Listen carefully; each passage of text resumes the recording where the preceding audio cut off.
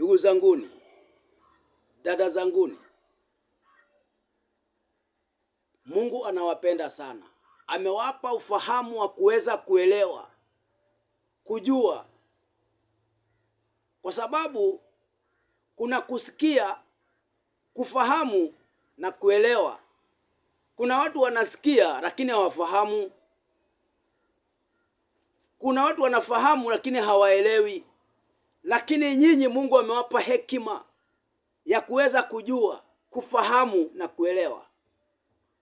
Hakuna kitu kizuri hapa duniani kama mtu kujielewa na kujua cha muhimu ni gani na kisicho cha muhimu ni gani. Ukifungua Biblia yako usome katika kitabu cha Yeremia 9 aya 23, kuanzia hapo.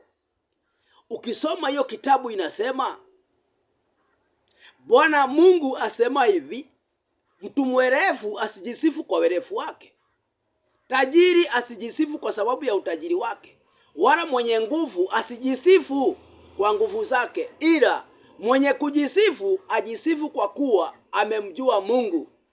Yeye ndiye afanyaye hukumu ya haki. Yaani ujisifu kwa kumjua Mungu, usijisifu kwa mambo ya dunia, kwa sababu mambo ya dunia hayo ni mapambo ya dunia. Ukiwa na pesa nyingi, ununue ploti, ujenge nyumba nzuri, ununue gari la kifahari, hiyo yote ni mapambo ya dunia. Unaona? Ununue nguo nzuri, uvae upendeze, hiyo yote ni mapambo ya dunia.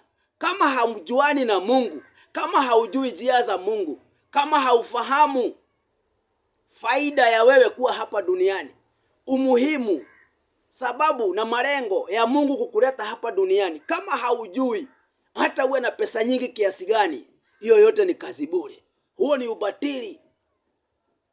Hata uwe na nguvu kiasi gani, itakuwa pia ni kazi ngumu kuelewa na kufahamu kama haujajuana na Mungu. Kwa sababu kulikuwa na Goliathi. Historia ya Goliathi ilikuwa ni kwamba yeye tangu aanze kupigania Wafilisti hajawahi shindwa.